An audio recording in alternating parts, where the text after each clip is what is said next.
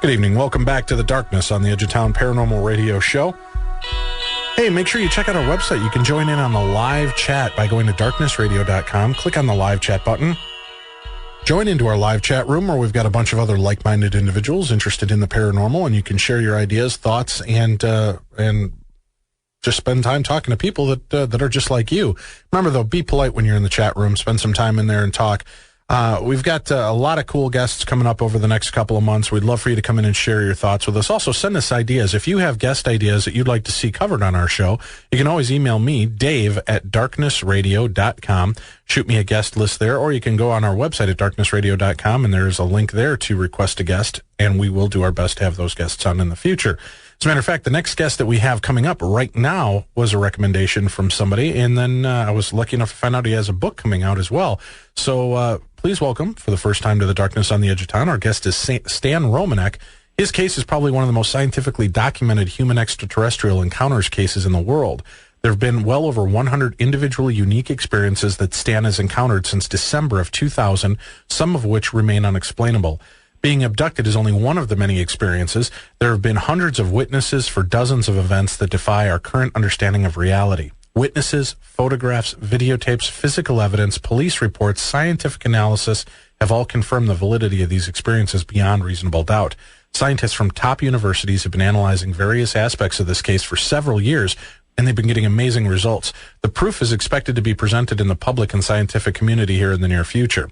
With the sheer volume of all the bizarre information, including highly sophisticated scientific equations pertaining to space travel and more, it's creating quite a stir in the scientific community, unraveling what is likely the world's biggest unfolding mystery in the history of a man who's certain to revise our understanding of mankind and the complex universe that we live in. Stan is releasing this detailed scientific evidence in a non-fiction book called Messages, the world's most documented extraterrestrial contact story.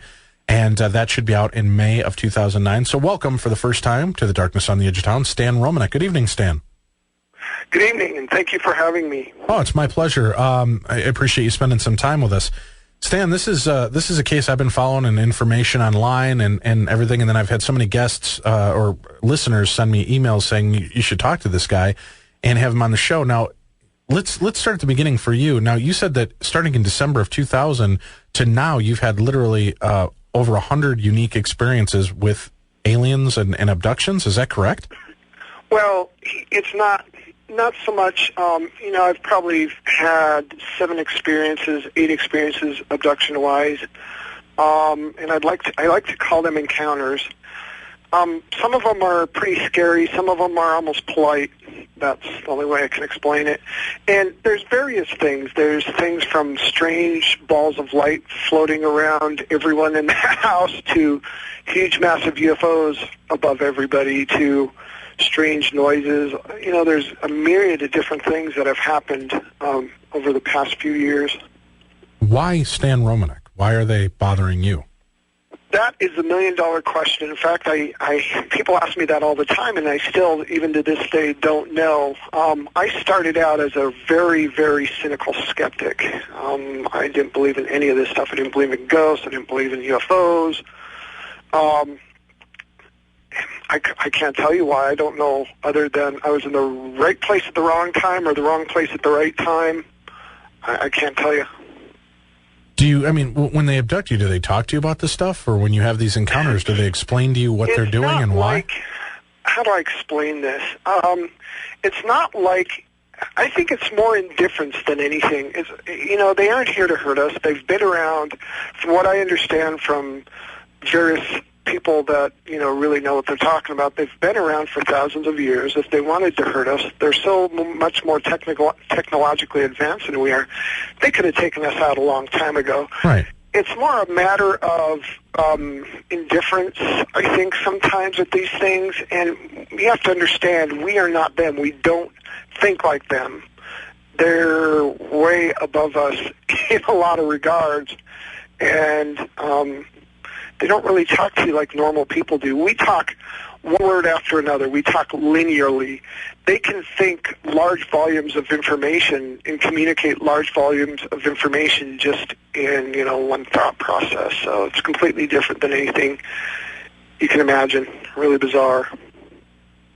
When you have these encounters, you said some are scary, some are just polite. I mean, are they different races that seem to be talking to you or communicating? I think they're all, as weird as that sounds, I mean, there has to be stuff out there. There's, what they say, NASA just said there's 100 billion planetary systems in our galaxy alone, and they're now finding out there's probably 200 billion galaxies out in the universe. That's just what we can detect.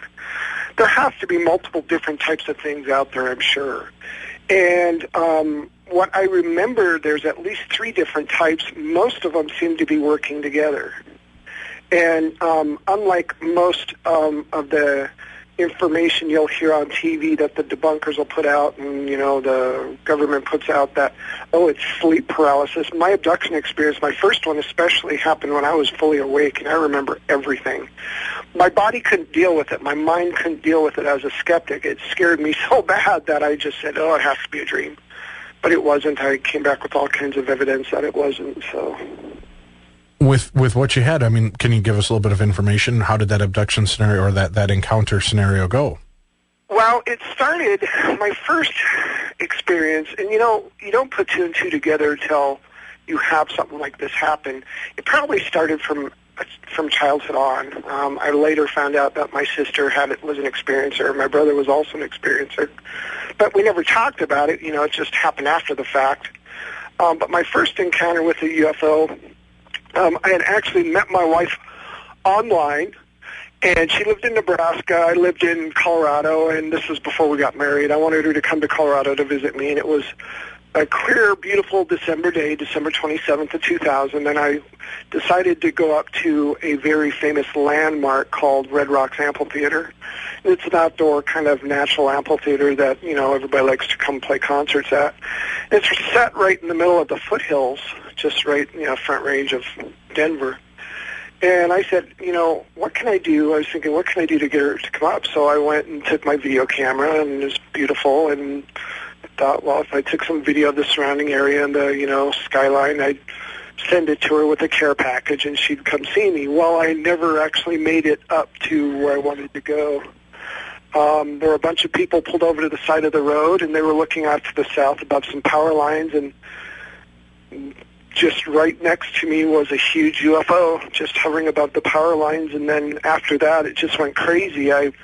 Next UFO I saw was some people came in and was hovering above my work, and that evening, that was, almost a year later, that evening, there was a knock at the door, and there were 3 people standing outside my door, and I thought, what are people doing at 2 o'clock in the morning knocking at my door? Maybe my friend ran out of gas and had to walk back. I didn't know. But by the time I got there, my sister had already opened the door, and there were these 3 smaller people I thought were wearing masks, and I thought they were going to rob us, and I'm yelling at my sister, don't let them in, don't let them in, they're going to rob us. And as I got closer, I realized that they weren't wearing masks at all. And then were they the gray type that everybody's familiar with? I don't know if the grays, what I've seen that people think are gray are actually not gray. They're very pale with a bluish tint to their skin, almost gray but not quite. And these creatures, or whatever you want to call them, were, I guess they call them hybrids, like a cross between us and the grays, or what people call grays. Okay. But they had big, huge wraparound blue eyes. The iris itself was a very, very kind of almost a baby blue. I've never seen anything like it anywhere else. And there was a female and 2 males. And I thought that was strange. That's why I thought they were in masks, because if they were ETs, well, first of all, I didn't believe in ETs, and right. Secondly, why would they be male and female?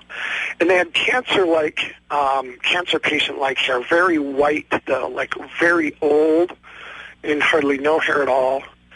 And I call them the possum people because their face, their jaw was drawn out. In their mouth, almost like they had no chin, just a slit for a mouth. Nose and mouth were real close together. And I don't even remember if they had teeth or not, but they seemed to be able to do whatever they want, because pretty soon the female grabbed my wrist, and I remember this thought popping into my head, it's okay, it's okay. And that scared me more than anything, because I know for a fact I didn't put that thought in my head. But whatever happened, she started, we were in a second-story apartment, she started leading me out to the balcony, and that's kind of the last thing I remember. Now, have you done the atypical hypnotherapy regression to try to find out what happened to you from that point forward? I have. When I came back, well, see, here's the thing. I remembered everything. And when I came back from the experience, I actually woke up the next morning in bed trying to convince myself it was a dream. But when I got up, I got up and I was wearing, shorts, and I didn't have a shirt on, and my sister was sleeping on the couch and spent the night there. And she goes, "What the hell happened to your back?"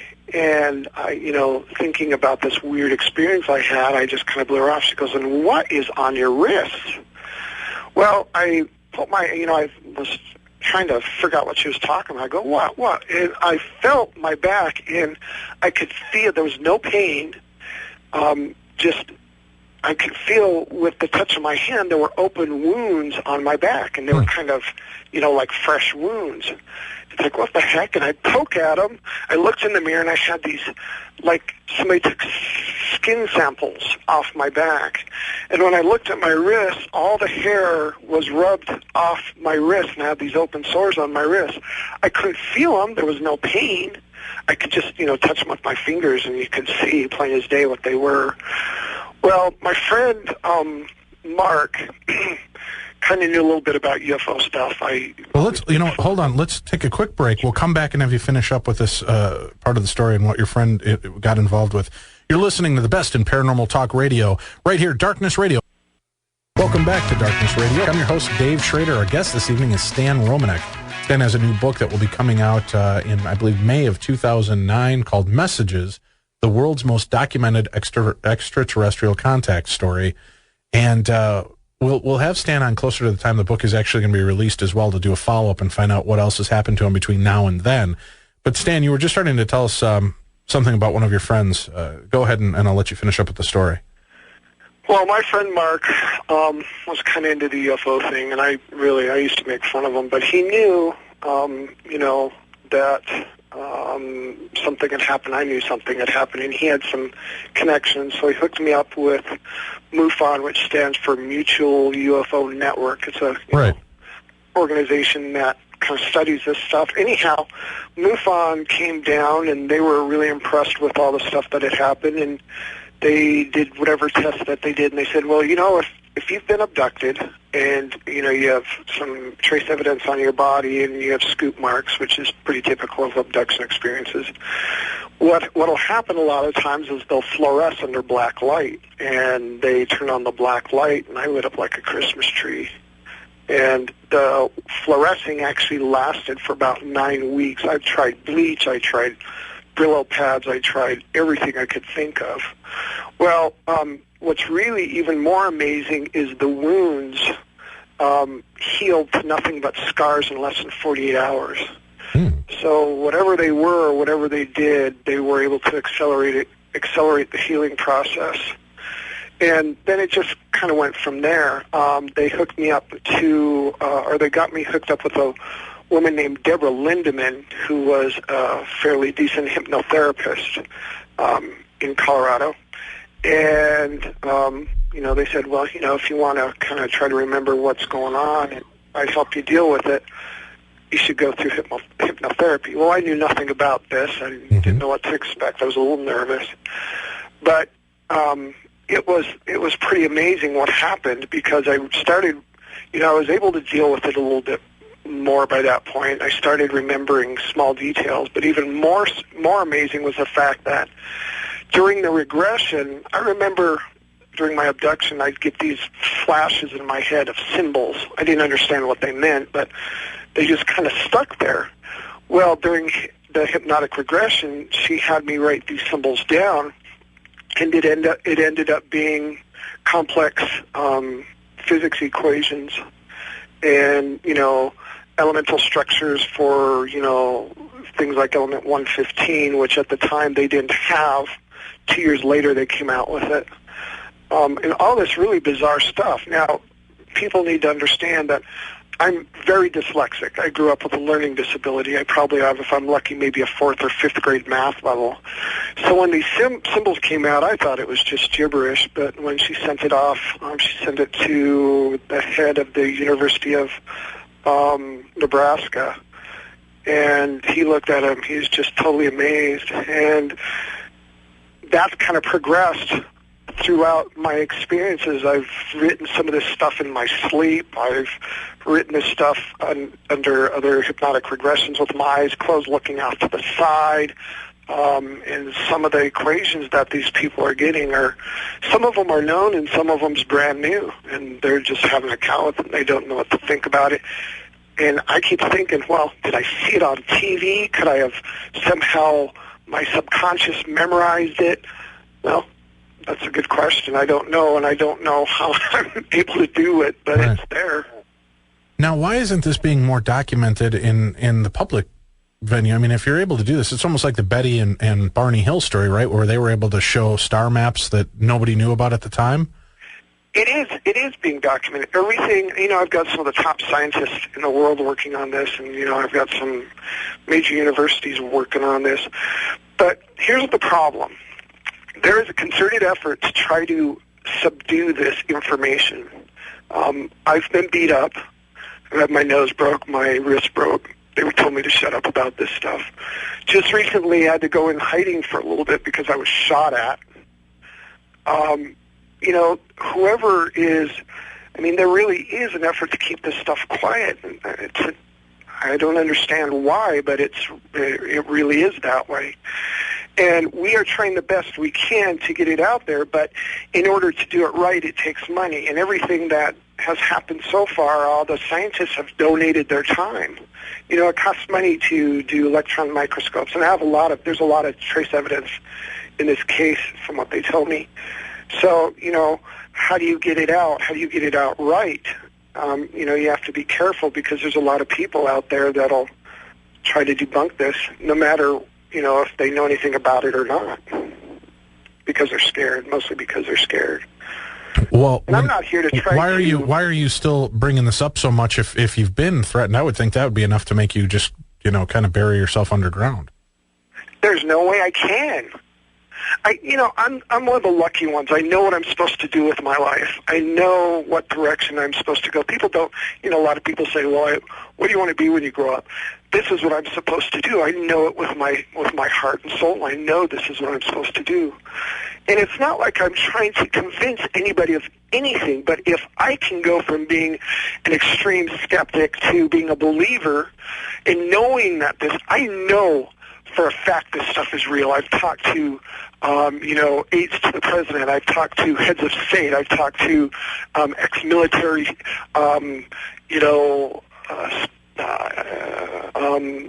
specialists and, whoever. And they're all telling me this stuff is real. I've experienced it for myself.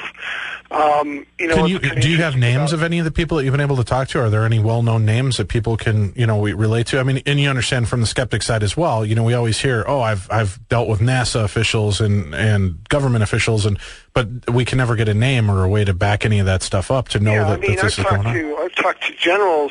It's all going to be it should be in the book. It should be, they're going to do a documentary.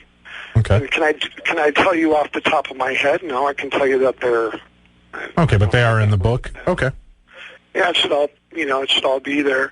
And there's a lot of people coming out. The Vatican just came out and said it's real. Come on, people.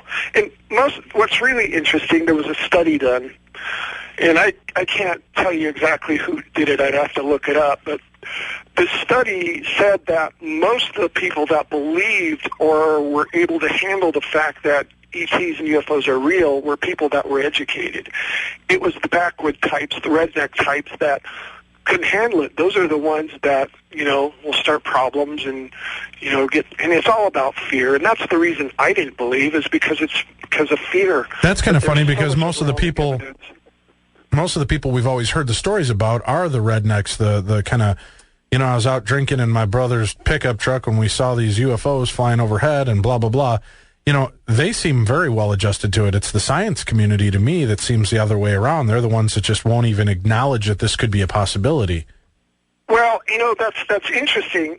Science, the scientists are very rigid too. So you're right. It's on both ends of the spectrum. It's the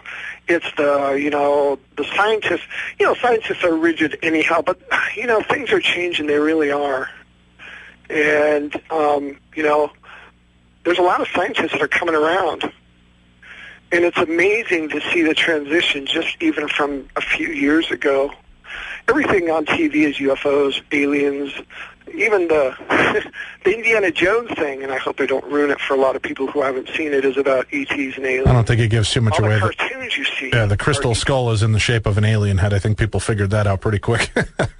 Yeah, but, and that's not by accident. Mm-hmm. That really is not by accident, and everybody knows something's going to happen. Everybody's got that feeling that the proverbial, what's going to hit the fan.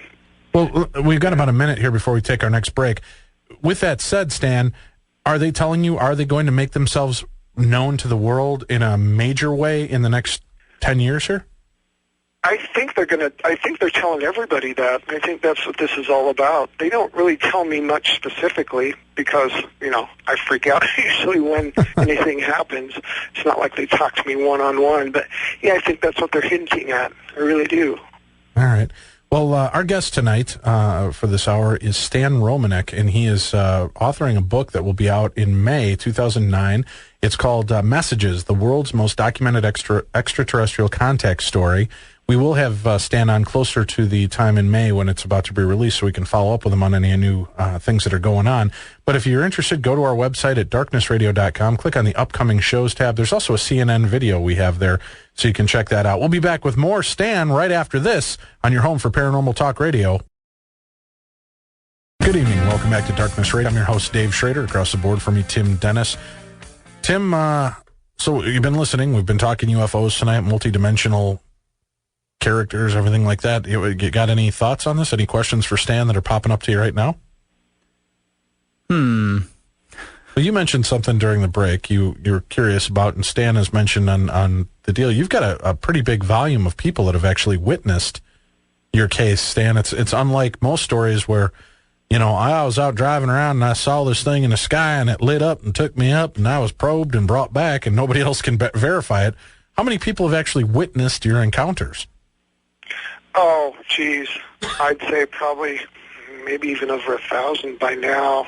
There was one incident where a UFO came down and beamed my van in the middle of Lakewood, Colorado, which is a fairly large suburb of Denver, during rush hour. And you can go online and look at the witness reports yourself.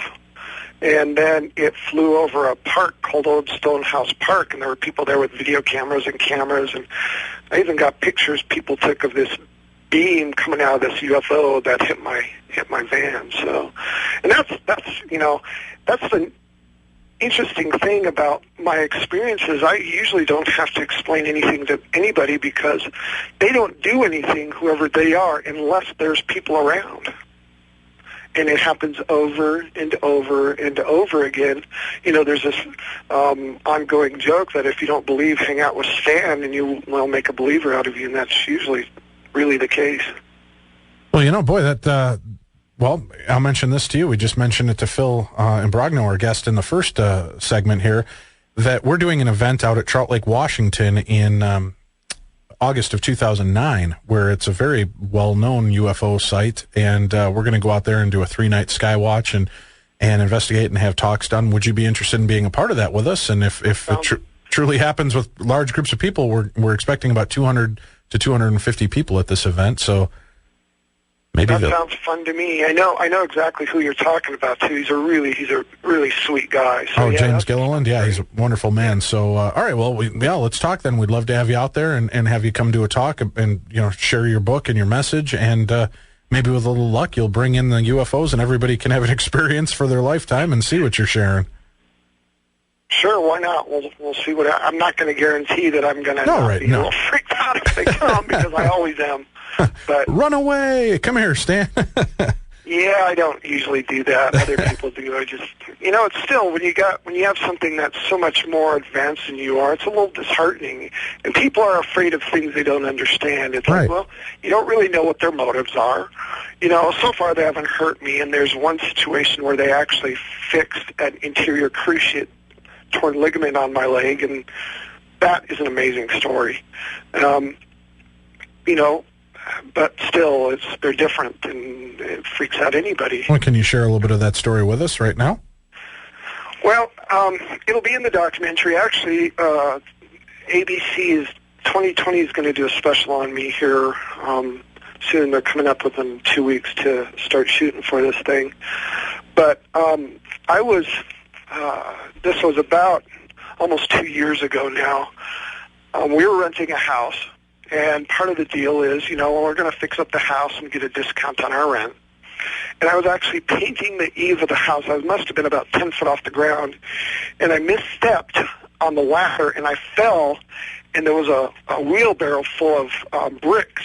Oh. And I kind of twisted my leg wrong, and I could hear a snap, and I tore the interior cruciate and a hamstring in my knee. And let me tell you, it's excruciatingly painful. I'm going to be limping for a week, thanks.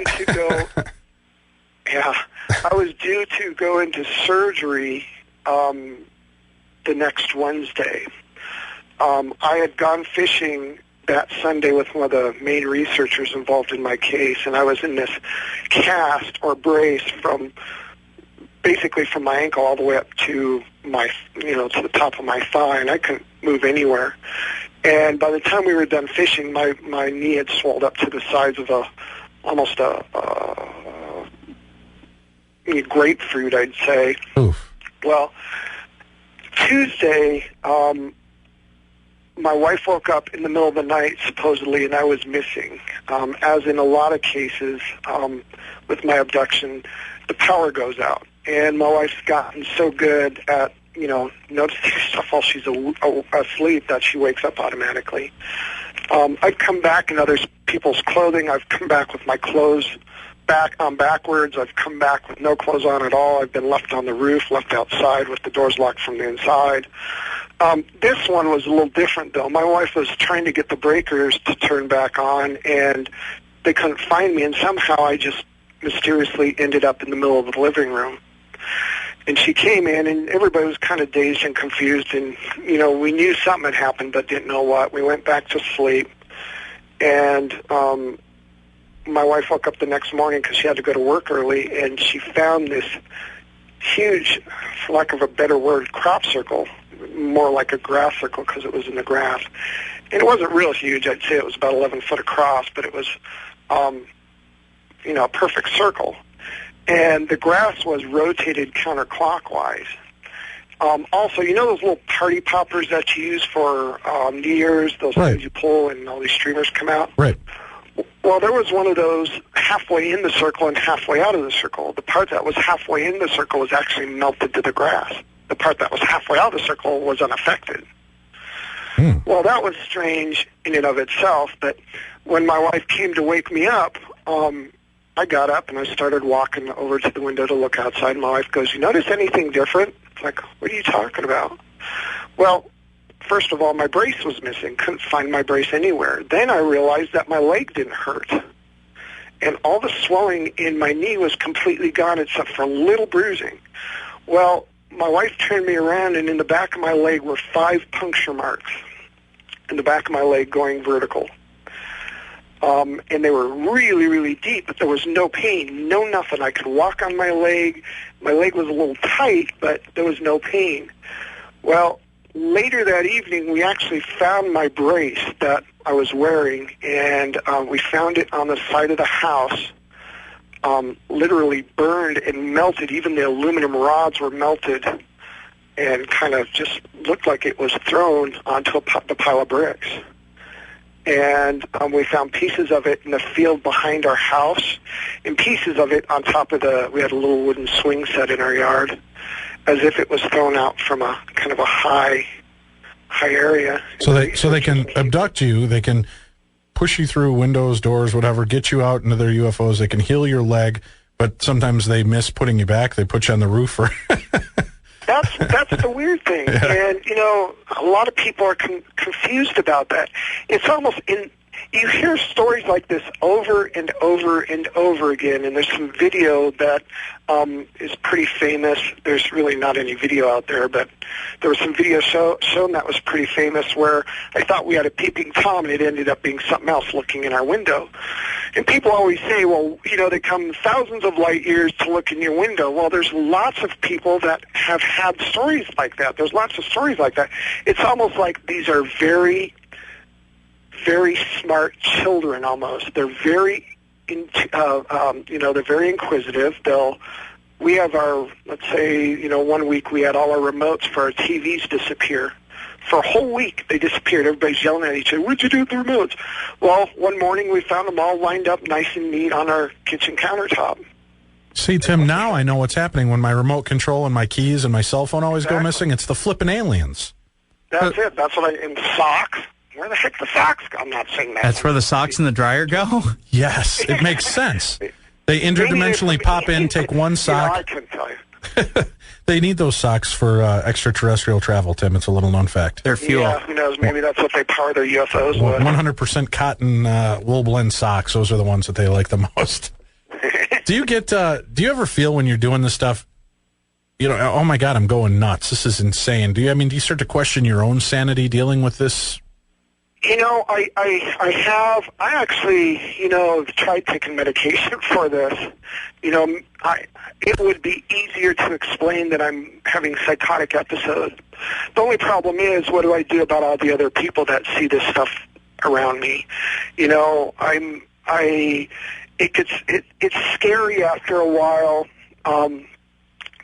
When you're not used to this kind of stuff, when you're a skeptic, and you start realizing that this stuff is real, I think it's more scary than if you were to go insane, if you knew you were insane. Because if you were insane, you could get help.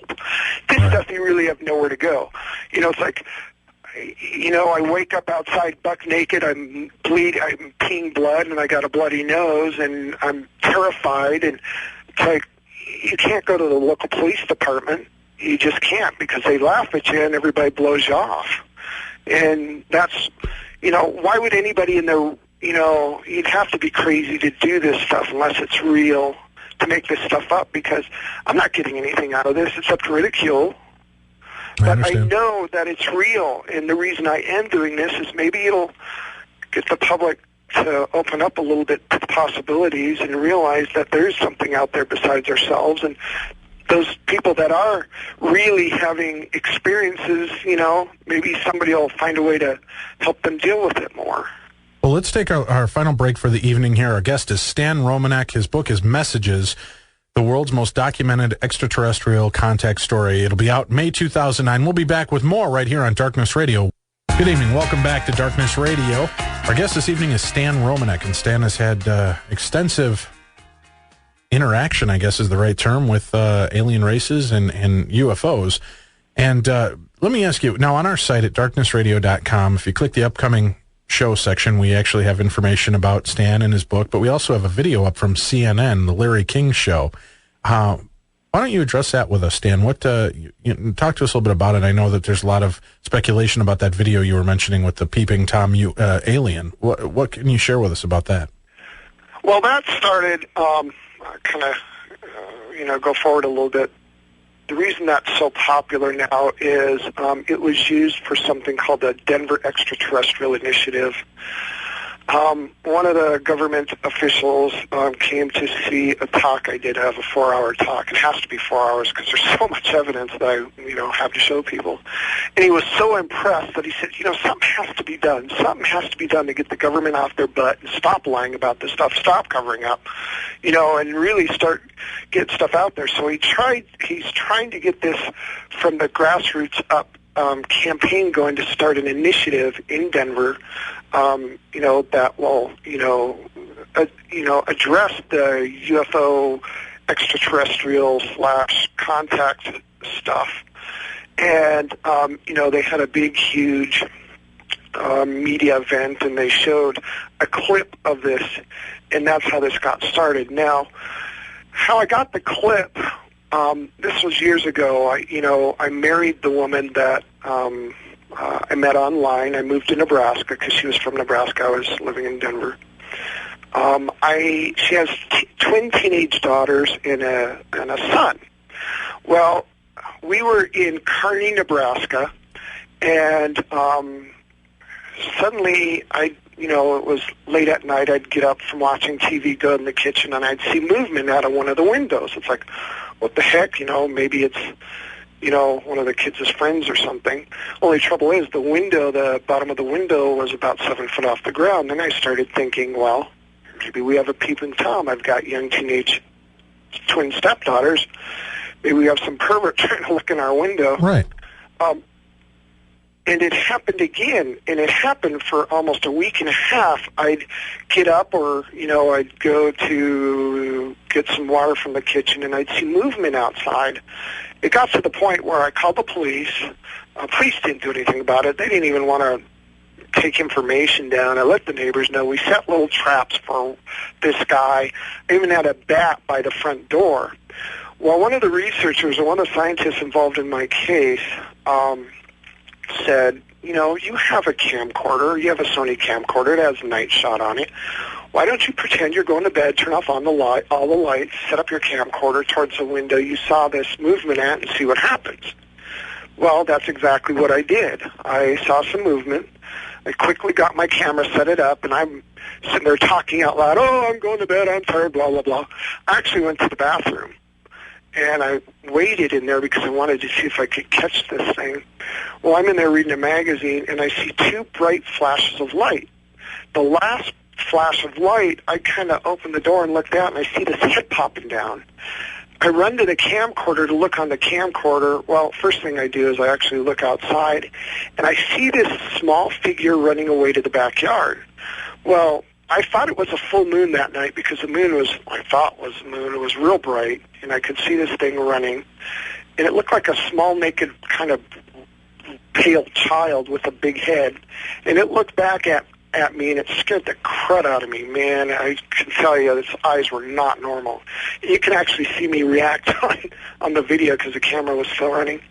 When I reviewed the film on the camcorder, it was definitely not what I expected, and it turned out to be either somebody with an elaborate mask, which I doubt because I saw this thing run away, or an actual ET. And it's gonna be in the documentary. There's pictures of it in the book. And that's not the last time I've captured stuff. We've had big parties where people have taken pictures, and there's things in the pictures. There's videos where I thought my kids were running naked through the house. When they had friends over, I thought they were doing, my stepson was, he was probably about 9 years old. I thought they were doing some kind of dare or something. And I grabbed my camcorder to see if I could, catch him in the act so I could blackmail him later. Right. And I ended up catching something looking through the sliding glass door. And that video footage will be available in the documentary? And if it is somebody that is playing some kind of elaborate hoax on me, man, it must cost them millions of dollars to come up with these amazing costumes. And what's the reason? Why would they do it? Yeah, it just doesn't make any sense. That's strange. Now, going forward, we've got about 3-4 minutes left here. What do you hope people get from your story? I know you said earlier that you're kind of hoping that people will be open more, but do you hope that you get more feeling of community for people that have had these kind of experiences, that they're not nuts, they're not alone? That's just one part of it. I know that I'm here to enlighten people. I know that we're at a crossroads now as a race. We can either survive or not survive, and we have neighbors out there, and it's time to meet the neighbors. And it's my goal to try to enlighten people. Don't be afraid. There's nothing to be afraid. There's good and bad out there, just like there's good and bad here. If we know about it, we know how to deal with the bad as well as deal with the good. I mean, we're all part of it. We're all part of the oneness. There's how do I explain it? We're all part of the big picture. All of us are connected. Even those guys out there, we're all part of the big picture. And it's time we grow up. That's what it's about. The book comes out in May 2009. How often are you still having experiences yourself? Oh, constantly. I mean, it's the point where we've become kind of blasé about it. You know, it's funny, we had some paranormal investigators over, and there was a massive, huge UFO fleet that flew right over our house, and we know it was for them, and it scared the crap out of them. And they ran inside to get my wife, and my wife goes, yeah, so what? Go out and look at them. I don't care anymore. So it's going on a continual basis. Well, we'll definitely we'll look forward to having you come out to the event with us. And for those of you that are just tuning in, if you're interested, we're doing a live event at the Assetti Ranch in Trout Lake, Washington, at the base of Mount Adams. We're going to be doing that August 2009. You can get more information by going to darknessevents.com. We've got some great guests lined up for that, and we're going to be doing 3 nights of star watching, so you can actually watch and see the kind of things that we've been experiencing on the 3 prior trips that I've had to this ranch. Hopefully we're going to be joined by Phil and Brogno, our first guest, Stan Romanek. We've got Bill Burns from UFO Hunters and UFO Magazine, Bill Chappell, the engineer and communicator. He's creating some really amazing technology to try to communicate with these extraterrestrial crafts for the live event that we're going to do there. We've got Dean Haglund from the X-Files. Not only is he an actor comedian, but he is also big into the conspiracy theories of UFOs, and he's witnessed quite a bit, including seeing some of the actual implants. He's going to be there to tell us his stories and do a comedy show for us one night as well. So it's going to be an exciting time. Tickets are on sale right now at darknessevents.com. We also have some other great upcoming events you might want to check out, including, and we're going to have these guys on our show next week, Tim. We've got our buddies from the Ghost Adventures TV show on the Travel Channel. Yes, we do. They're going to be coming on our show next week, and we're going to be talking to them about the trip that we're going to do out to Bobby Mackey's, which was, I think, their first episode. They went out to this location and did an investigation there. It was either first or second episode, but it's a crazy environment. We've got a link up on our site and information there, so you can check that out. We also have Phenomenology coming up in Gettysburg that we're going to be at attending. Dana Wingard is having that event.